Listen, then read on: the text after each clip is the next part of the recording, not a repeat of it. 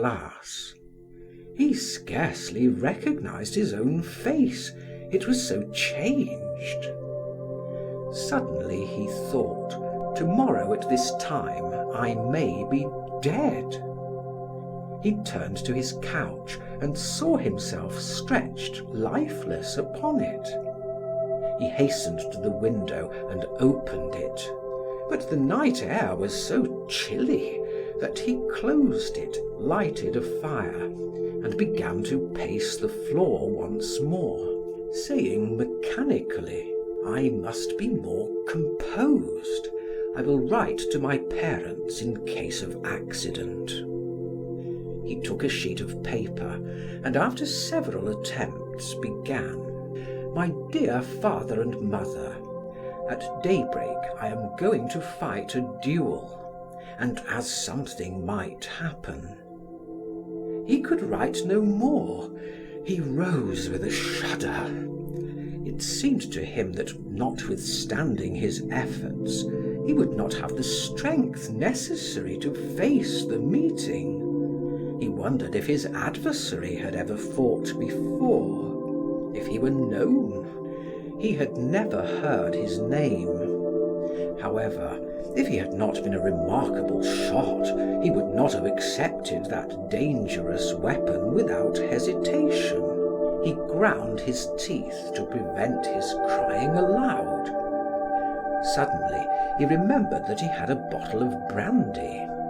He fetched it from the cupboard and soon emptied it. Now he felt his blood course more warmly through his veins. "I have found a means," said he. Day broke. He began to dress. When his heart failed him, he took more brandy. At length there was a knock at the door. His friends had come. They were wrapped in furs. After shaking hands, Rival said, "It is as cold as Siberia. Is all well?" "Yes." "Are you calm?" "Very calm." "Have you eaten and drunk something?" "I do not need anything." They descended the stairs. A gentleman was seated in the carriage. Rival said, "Dr. Lebrumont." Duroy shook hands with him and stammered, "Thank you," as he entered the carriage. Jacques Rival and Boisrenard followed him, and the coachman drove off. He knew where to go. The conversation flagged, although the doctor related a number of anecdotes. Rival alone replied to him. Duroy tried to appear self-possessed, but he was haunted continually by the fear of showing his feelings or of losing his self-possession. Rival addressed him, saying, "I took the pistols to Gastine Renette. He loaded them. The box is sealed." Duroy replied mechanically, "Thank you." Then Rival proceeded to give him minute directions, that he might make no mistakes. Duroy repeated those directions as children learn their lessons, in order to impress them upon his memory. As he muttered the phrases over and over, he almost prayed that some accident might happen to the carriage. If he could only break his leg! At the end of a glade, he saw a carriage standing and 4 gentlemen stamping their feet in order to keep them warm, and he was obliged to gasp in order to get breath. Rival and Boisrenard alighted first, then the doctor and the combatant. Rival took the box of pistols and with Boisrenard approached the 2 strangers who were advancing towards them. Duroy saw them greet one another ceremoniously, then walk through the glade together as they counted the paces. Dr. Lebrumont asked Duroy, Do you feel well? Do you not want anything?" "Nothing, thank you." It seemed to him that he was asleep, that he was dreaming. Was he afraid? He did not know. Jacques Rival returned and said in a low voice: "All is ready. Fortune has favored us in the drawing of the pistols." That was a matter of indifference to Duroy. They helped him off with his overcoat, led him to the ground set apart for the duel, and gave him his pistol. Before him stood a man, short, stout, and bald, who wore glasses. That was his adversary. A voice broke the silence, a voice which came from afar. "Are you ready, sirs?" Georges cried, "Yes." The same voice commanded, "Fire!" Duroy heard nothing more, saw nothing more. He only knew that he raised his arm and pressed with all his strength upon the trigger. Soon he saw a little smoke before him. His opponent was still standing in the same position, and there was a small white cloud above his head. They had both fired. All was over. His second and the doctor felt him, unbuttoned his garments, and asked anxiously: "Are you wounded?" He replied: "No, I think not."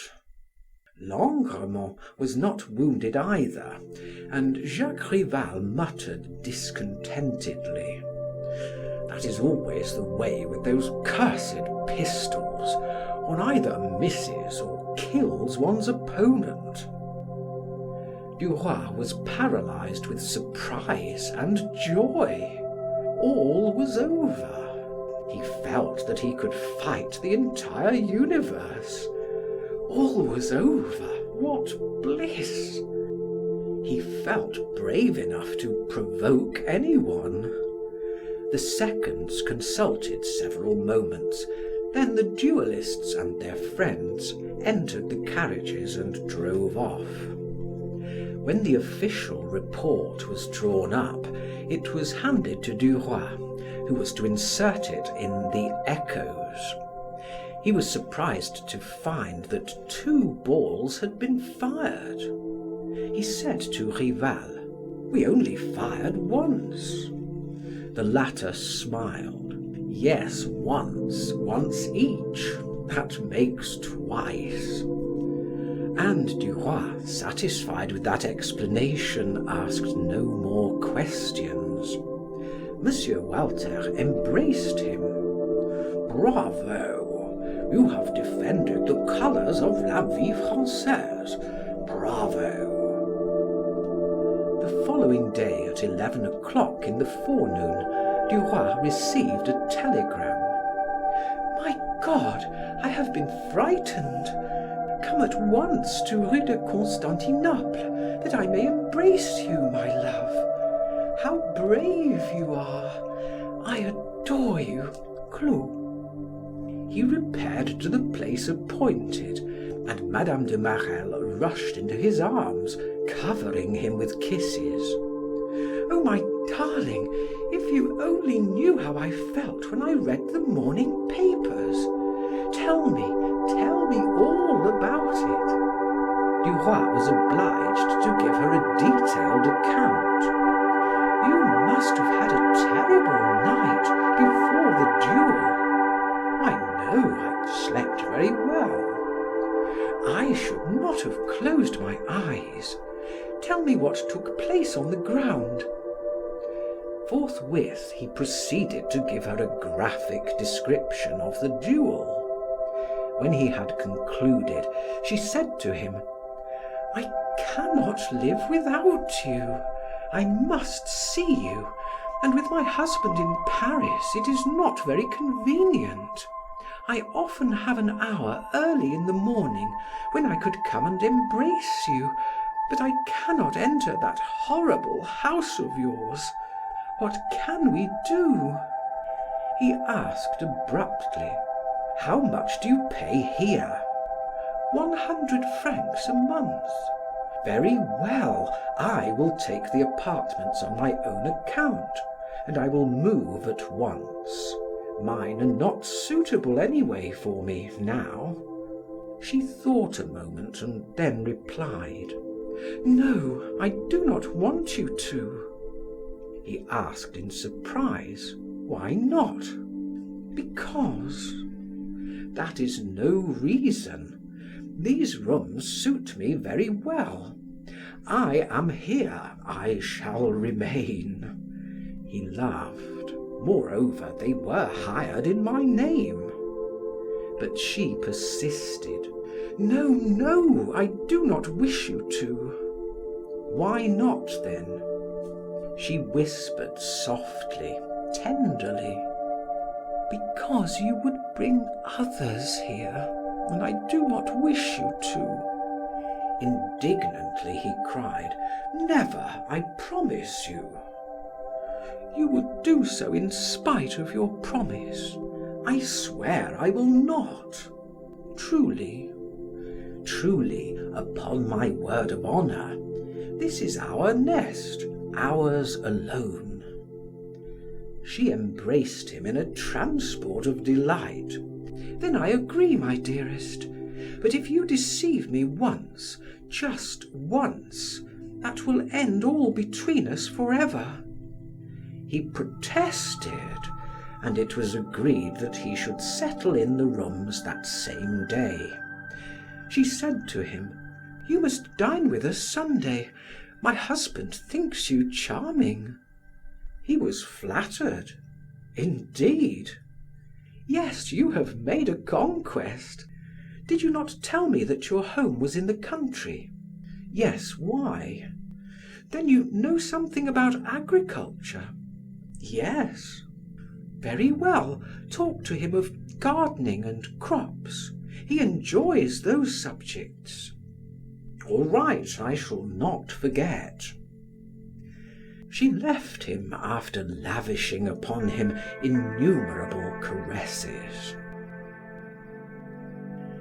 End of chapter 7.